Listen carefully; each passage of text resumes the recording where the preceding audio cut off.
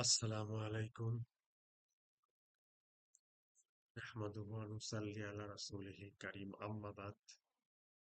আলহামদুলিল্লাহ, আল্লাহ তাআলার বহুত বড় ইহসান, ফজল আর করম যে আল্লাহ তাআলা আমাদেরকে কিছু সময় দ্বীনের কথা বলা ও শোনার তৌফিক দিয়েছেন। আল্লাহ তাআলা যাহাকে ভালোবাসেন, যাহাকে পছন্দ করেন, যাহার দিকে আল্লাহ তাআলার নেক নজর থাকে, আল্লাহ তাআলা তাকেই দ্বীনের কথা বলা এবং শোনার তৌফিক দেন, দ্বীনের বুঝ দান করেন। তো এজন্য আমরা আল্লাহ তাআলার কাছে শুকরিয়া আদায় করি। আলহামদুলিল্লাহ। আল্লাহ তাআলার দরবারে নিয়ামতের শুকরিয়া আদায় করলে আল্লাহ তাআলা নিয়ামতকে বাড়ায় দেন। আর নিয়ামতের শুকরিয়া আদায় না করলে আল্লাহ তাআলা নিয়ামতকে ছিনায় নেন এবং তাকে কঠিন আযাবে গ্রেফতার করেন। দ্বীনের কথা বলা শোনা, দ্বীন বোঝা, দ্বীন মানা, দ্বীন অনুযায়ী চলা, এটাও একটা বড় নিয়ামত। বলে যে আজকে যে বিষয় নিয়ে আমি আলোচনা করব সেটা হলো রিজিক। রিজিক আল্লাহ তাআলার জিম্মাদারি। রিজিক আল্লাহ তাআলাই পৌঁছান। আল্লাহ তাআলাই রিজিকের দায়িত্ব নিয়েছেন। আল্লাহ তাআলার হাতে আমাদের রিজিক। আল্লাহ তাআলা নির্দিষ্ট সময়ে, নির্দিষ্ট জায়গায়, নির্দিষ্ট পরিমাণ রিজিক আল্লাহ তাআলা আমার কাছে পৌঁছায় দিবেন। এ কথার উপর পরিপূর্ণ বিশ্বাস, এ কথার উপর পরিপূর্ণ বিশ্বাস আমাকে রাখতে হবে। আল্লাহ তাআলার নামই হলো রাজ্জাক। আল্লাহ তাআলার একটা গুণবাচক নাম, আল্লাহ তাআলার যে ৯৯টি গুণবাচক নাম আছে তার মধ্যে একটি নামই হলো রাজ্জাক, মানে রিজিক দাতা। অর্থাৎ আল্লাহ তাআলাই রিজিক দাতা। আমার রিজিকের ফায়সালা, আমার রিজিকের ব্যবস্থা কে করেন? আল্লাহ তাআলা করেন। আল্লাহ তাআলার হাতে। আল্লাহ তাআলা যখন যেভাবে চাবেন সেভাবে আমি রিজিক পেয়ে যাব। আল্লাহ তাআলা কোরআনে কারিমের মধ্যে বলেই দিয়েছে যে পৃথিবীতে বিচরণশীল, বিচরণকারী এমন কোন প্রাণী নাই যার রিজিকের দায়িত্ব বা জিম্মাদারি আমার হাতে। প্রত্যেকটি প্রাণীর কাছে আমি রিজিক পৌঁছাই। আমার নিজ দায়িত্বে আমি রিজিক পৌঁছাই দিই। রিজিক আমি পৌঁছাই দিই। এটা আল্লাহ তাআলা কোরআনের কারিমের মধ্যে ঘোষণা দিয়েছেন। তো রিজিকের ব্যাপারে অনেক কথা আল্লাহ তাআলা কোরআনের মধ্যে জানাইছেন। আমাদের নবীও অনেক কথা জানাই দিচ্ছেন রিজিকের ব্যাপারে, যে রিজিক যে আল্লাহ তাআলা দেন, রিজিক যে আল্লাহ তাআলা পৌঁছান। এবার এজন্য ভাই আমার দিলের মধ্যে এই কথার বিশ্বাস পরিপূর্ণ রাখতে হবে। আজকে আমার দিলের ভিতরে এই বিশ্বাস নাই, বিশ্বাসের মধ্যে দুর্বলতা। এজন্য আমরা রিজিকের পেরেশান, রিজিকের অভাব। যখন রিজিকের অভাব দেখা দেয় তখন আমরা পেরেশানি আর পেরেশানির মধ্যে পড়ে যাই। পেরেশানির কোনো অন্ত থাকে না। দৌড়াদৌড়ি, ছোটাছুটি, হা-হুতাশ করতে থাকি। কি থেকে কি করব? কিভাবে আমার রিজিকের অভাবটা দূর হবে? রিজিকের এই প্রয়োজনটা পুরা হবে? এজন্য আমরা ছোটাছুটি দৌড়াদৌড়ি করতে থাকি, হা-হুতাশ করতে থাকি। তো বলে যে আমার দিলের ভিতরে ও বিশ্বাস পরিপূর্ণ নাই যে আল্লাহ তাআলা আমার রিজিক দেন। যদি আমার দিলের মধ্যে আল্লাহ তাআলার এই কথাটা পরিপূর্ণ থাকতো তাহলে আমার দ্বারা ছোটাছুটি দৌড়াদৌড়ি, পেরেশানি, হতাশা, হা-হুতাশ হতো না। এজন্য ভাই আল্লাহ তাআলা আমাকে রিজিক পৌঁছান। মুসা আলাইহিস সালামের জামানার একটা ঘটনা আছে। এক লোক এরকম ভাবে মুসা আলাইহিস সালাম তো দাওয়াত দেয় যে আল্লাহ তাআলা পালেন, আল্লাহ তাআলা খাওয়ান, আল্লাহ তাআলা পান, আল্লাহ তাআলা থেকে সবকিছু ব্যবস্থা হয়। মুসা আলাইহিস সালাম তার কওমের মধ্যে দাওয়াত দেন এবং যারা মুসা আলাইহিস সালামের কথাকে শোনেন তারাও এই কথার আলোচনা করে। এবং এক লোক শুনতে পারলো যেরকম ভাবে এরা এসব বলে যে রিজিক নাকি আল্লাহ তাআলা দেন। আল্লাহ তাআলার তরফ থেকে ফায়সালা হয়। রিজিক আল্লাহ তাআলাই পৌঁছান। তো ওই লোকটা মানে মনে করতেছে কি ব্যাপার? আমি তো কাজকর্ম না করলে, পরিশ্রম না করলে আমার রিজিক কিভাবে আসবে? আমি পরিশ্রম করি, ব্যবসা করি, আমি চাকরি করি, আমি ক্ষেত খামারে চাষাবাদ করি। তারপরেই তো আমার রিজিক আসে। তো এরকম ভাবে আল্লাহ তাআলা রিজিক তাহলে কিভাবে পৌঁছান? আল্লাহ তাআলা রিজিকের জিম্মাদারিটা কেমন? আমি তো কাজ করার পরে রিজিক পাই। কাজ করার পরে আমি খাইতে পারি, করতে পারি, আর পরিবার পরিজন চলে। তো লোকের বুঝে আসে না। এরকম ভাবে ওই লোক মুসা আলাহিসাল্লামের কাছে যায়, বললেন, হে মুসা, হে আল্লাহ নবী, আপনিও বলেন এবং আপনার লোকেরাও বলেন যে রিজিক এরকম ভাবে নাকি আল্লাহ তাআলা দেন, আল্লাহ তাআলা পৌঁছান। এটা কেমন সম্ভব? আমি পরিশ্রম না করলে, আমি কাজকর্ম না করলে তো আমি রিজিক পাই না। তো মুসা আলাহিসাল্লাম তখন বললেন, চলো আমার সাথে। তো মুসা আলাহিসাল্লাম একটা পাথরের কাছে গেলেন। সে পাথরের কাছে যে ওনার হাতে একটা লাঠি ছিল, লাঠি দিয়ে এরকম ভাবে আঘাত করলেন পাথরের উপরে। তো এরকম ভাবে পাথরটা ফেটে 2 ভাগ হয়ে গেল। পাথরের ভিতর থেকে আরেকটি পাথর বের হয়ে গেল। তো এই দৃশ্য দেখে ওই লোকটা অবাক হয়ে গেল। হায় হায় আল্লাহ, কি হলো? এক পাথরের মধ্যে আরেক পাথর। তখন মুসা আলাহিসাল্লাম আবার ওই পাথরের উপরে আঘাত করলেন। দেখা গেল ওই পাথরটাও ফেটে ভেঙে গেল। আরেকটি পাথর বের হলো। তো এরকম ভাবে ওই লোকটা অবাক অবাক দৃষ্টিতে তাকায় আছে যে, হায় হায়, কি অবস্থা, পাথরের মধ্যে পাথর। তখন ওই পাথরের উপরে আবার মুসা আলাহিসাল্লাম লাঠি দিয়ে আঘাত করলেন। ওই পাথরটাও ভেঙে ফেটে চৌচির হয়ে গেল, খণ্ড বিখণ্ড হয়ে গেল।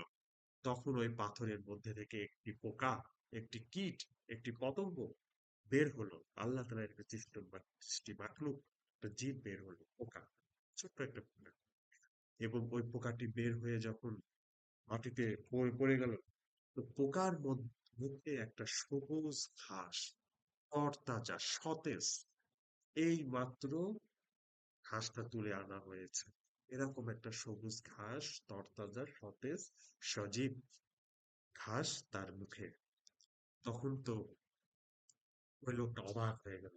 ওই লোকটা তখন বুঝে গেল, হায় আল্লাহ, আমি মনে করি চাকরি করি, কাজকর্ম করি, পরিশ্রম করি, কষ্ট করি, তারপরে আমি আমার রিজিক এর ব্যবস্থা করি। এই দেখি যে এই মুখে ঘাস, তরতাজা ঘাস।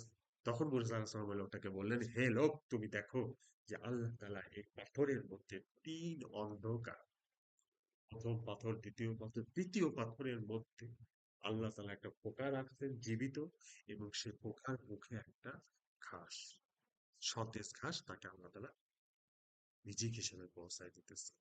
এজন্য ভাই, বলে যে রিজিক আল্লাহ তাআলার জিম্মাদারি, আল্লাহ তাআলা রিজিক পৌঁছান, এটা নিঃসন্দেহে। এটা নিয়ে আমাদের চিন্তা ভাবনা করার কোনো অবকাশ নেই। এজন্য আল্লাহ তাআলা কোরআনে কারিমের মধ্যে আল্লাহ তাআলা বলে দিয়েছেন, মুহাম্মদ সাল্লাল্লাহু আলাইহি সাল্লামকে আল্লাহ তাআলা সম্বোধন করেই বলতেছেন, হে মুহাম্মদ সাল্লাল্লাহু আলাইহি সাল্লাম, আপনি আপনার পরিবার পরিজন সবাইকে নামাজ পড়ার হুকুম করুন এবং নিজেও নামাজের উপরে অটল অটল থাকুন, যত্নবান হন, অটল থাকুন। আপনার নিকট আমি রিজিক চাই না, রিজিক তো আমিই আপনাকে ডাক। আর উত্তম পরিণতি হলো পরহেজগারি। লা নাসআলুকা রিজকা, নাহনু নারযুকুকা ওয়াল আকিবাতু লিত-তাকওয়া। যে রিজিকের দায়িত্ব তো আমার হাতে, আমি আপনাকে রিজিক দান। এখানে আল্লাহ তাআলা এই কোরআনে কারিমের এই আয়াতের মধ্যে আল্লাহ তাআলা রিজিকের কথা বলতেছেন। রিজিক নিয়ে আপনি এত পেরেশানির দরকার নাই। কারণ রিজিকের পেরেশানি হয়ে রিজিকের জন্য সময় ব্যয় করে আপনি ইবাদত বন্দেগী পুরোপুরি করতে পারবেন না। এজন্য আল্লাহ তাআলা নবীকে বলেই দিলেন যে রিজিক রিজিক আমার দায়িত্ব, আমি আপনাকে পোষাবো। এজন্য ভাই বলে যে রিজিকের জিম্মাদার আল্লাহর হাতে। এই আয়াতে তাফসীরকারও এরকম ভাবে ব্যাখ্যায় বলছেন যে এরকম ভাবে যারা ইবাদত বন্দেগী করবে আল্লাহ তাআলার ওইখানে নামাজকে সম্বোধন করা হয়েছে, কিন্তু সমস্ত ইবাদতের কথা বলা বলা হয়েছে, তাফসীরের মধ্যে আসছে যে এরকম এরকম ভাবে যে আল্লাহ পাকের ইবাদত বন্দেগী করবে, আল্লাহ পাকের হুকুমকে পুরা করবে, হযরত মুহাম্মদ সাল্লাল্লাহু আলাইহি ওয়াসাল্লামের তরিকা মতো চলবে, আল্লাহ পাকের দ্বীন অনুযায়ী চলবে, আল্লাহ তাআলা তার দুনিয়াকে সহজ করে দেবে।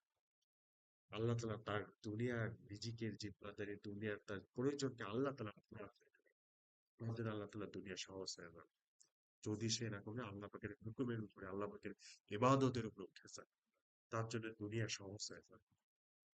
এজন্য ভাই বলে যে এই বিশ্বাস আমার দিলের মধ্যে বদ্ধমূল করে নিতে হবে যে আল্লাহ তাআলা আমাকে খাওয়ায়, আল্লাহ তাআলা আমাকে পালে, আল্লাহ তাআলা আমার সমস্ত প্রয়োজনকে পুরা করে, আল্লাহ তাআলা আমার রিজিক দাতা, আল্লাহ তাআলা আমার রিজিক ফায়সালা। তো হুজুর পাক সাল্লাল্লাহু আলাইহি ওয়াসাল্লাম সাহাবায়ে কেরাম আজমাইন উনাদের উপরে এই কথার আওয়াজকে লাগাইছেন। এই কথার উপরে সাহাবায়ে কেরামদেরকে উঠাইছেন। তাদেরকে এভাবে শিক্ষা দিয়েছেন। এজন্য সাহাবায়ে কেরাম রাদিয়াল্লাহু তাআলা আনহুম আজমাইন উনারা কখনো রিজিকের পেরেশানির মধ্যে পড়লে অথবা রিজিকের অভাব দেখা দিলে উনারা হতাশ, দৌড়াদৌড়ি, ছোটাছুটি, পেরেশান হতেন না। উনারা আল্লাহ তাআলার কাছে শরণাপন্ন হতেন। আল্লাহ তাআলার কাছে ধর্ণা দিতেন, নামাজ পড়তেন, দোয়া করতেন। আল্লাহ তাআলা রিজিকের ফয়সালা করে দিচ্ছেন। এরকম অসংখ্য ঘটনা সাহাবায়ে কেরাম রাদিয়াল্লাহু তাআলা আনহুম আজমাইনের জিন্দেগিতে রয়ে গেছে। যে রিজিক ঘরের খাবার নাই, ঘরের চাল-চুলা নাই, খাবার নাই। উনারা এখন মসজিদে গেছে, আল্লাহর কাছে দোয়া করেছে, রিজিকের ব্যবস্থা। এরকম অনেক ঘটনা সাহাবায়ে কেরামের জিন্দেগিতে আছে। বা আল্লাহ তাআলা আমাদের রিজিককে এত সহজ করে দিয়েছিলেন যে রিজিকের জন্য ওনারা অত আমাদের মতো এরকম পরিশ্রম মেহনত করেন নাই। সহজভাবে তারা রিজিকের ফায়সালা। যে আব্দুর রহমান ইবনে আউফ রাদিয়াল্লাহু তাআলা আনহু ধনী ছিলেন। উনি এরকম ভাবে ইস্তেনজা করতেছেন এবং উনি ব্যবসা করতেছেন। ব্যবসায় লাভ হয়ে যাচ্ছে। অনেক প্রচুর লাভ হচ্ছে এবং তার রিজিকের ফায়সালা হয়ে যাচ্ছে সহজ। ইস্তেনজা করতে গেছে তার একটা ব্যবসার ডিল সম্পর্ক মদিনার মসজিদ থেকে ইস্তেঞ্জাখানা দূরে ছিল। তো সেখানে এরকম ভাবে ইস্তেঞ্জা করতে গেছে। এই পথের মধ্যে তার একটা ব্যবসা ডিল হয়ে গেছে। তার সেখানে ব্যবসা হয়ে গেছে। আল্লাহ তাআলা এইভাবে তাদেরকে রিজিক সহজ করে দিয়েছে। ফলে যেরকম আবু হুরায়রা রাদিয়াল্লাহু তাআলা আনহু একদিন আহ হযরত মিকদাদ রাদিয়াল্লাহু তাআলা আনহু পেশাব করতে বসছেন, এক ইঁদুর আসছে, ইঁদুর এসে পাশে স্বর্ণ রেখে দিচ্ছে। উনি এটা দূরে থেকে দেখলেন। তারপরে এরকম একটা দুইটা তিনটা 17টা স্বর্ণ রেখে গেছেন স্বর্ণের ভিতরে। তো ওইটা নিয়ে হুজুর সাল্লাল্লাহু আলাইহি ওয়াসাল্লামের দরবারে আসলেন। তখন বললেন যে এটা আল্লাহ পাকের তরফ থেকে তোমার ফয়সালা। তো আল্লাহ তাআলা এইভাবে তাদেরকে রিজিক পৌঁছে দিচ্ছেন। আল্লাহ তাআলা তাদের রিজিককে সহজ করে দিচ্ছেন। এজন্য ভাই বলে যে যখন আমরা মেহনত করব, মুজাহাদা করব, কষ্ট করব, আল্লাহ পাকের হুকুমের উপর উঠবো এবং এই বিশ্বাসটা আমার দিলের মধ্যে বদ্ধমূল করে নিব, তখন আমার জন্য আল্লাহ পাকের হুকুম পুরা করা সহজ হয়ে যাবে। আল্লাহ পাকের উপর আহ আল্লাহকে মানাও সহজ হয়ে যাবে, তার ইবাদত বন্দেগী করাও সহজ হয়ে যাবে এবং আমার পেরেশানিও দূর হয়ে যাবে। আজকে আমি যে রিজিকের পেরেশানির মধ্যে আছি, রিজিক নিয়ে যে হাহুতাশ দৌড়াদৌড়ি ছোটাছুটি করতেছি, এটার মধ্যে আমি আর থাকবো না। এজন্য ভাই বলেছে আমাকে এই লাইনে আমাকে পরিশ্রম করতে হবে, যে কষ্ট করতে হবে, মুজাহাদা করতে হবে। আল্লাহ পাকের পথে আমাকে এই কথার দাওয়াত বেশি থেকে বেশি দিতে হবে, এই কথার আলোচনা আওয়াজ পৌঁছাইতে হবে। এই বিষয় নিয়ে আমাকে চিন্তা থেকে করতে হবে, গবেষণা করতে হবে, অ্যানালাইসিস করতে হবে, সাধনা করতে হবে। তখন আমার দিলের ভিতরে আল্লাহ তাআলা একটা বুঝ থাকবে। এজন্য ভাই বলে যে আমরা সবাই নিয়ত করি যে এরকম ভাবে আমরা এই বিশ্বাস দিলের মধ্যে রাখবো এবং এই বিশ্বাসটা আমার দিলের মধ্যে কিভাবে আসে সেজন্য আমরা বেশি থেকে বেশি এই কথা আলোচনা করব, এই কথা দাওয়াত দিব, শুনবো, এই নিয়ে চিন্তা ফিকির করব, এ নিয়ে আমরা গবেষণা করব। তাহলে আমার আল্লাহ তাআলা আমার দিলের ভিতরে এই রিজিকের যে বুঝ আল্লাহ তাআলা দান করবেন, যে আল্লাহ তাআলা আমাকে রিজিক দেন, আল্লাহ তাআলা আমার রিজিকের জিম্মাদারি, এই বিশ্বাস আমার দিলের ভিতরে এসে যাবে। আমি আল্লাহ তাআলার কাছে দোয়া করতে থাকবো। তো আলহামদুলিল্লাহ ভাই, আজকে এই পর্যন্ত। আসসালাম।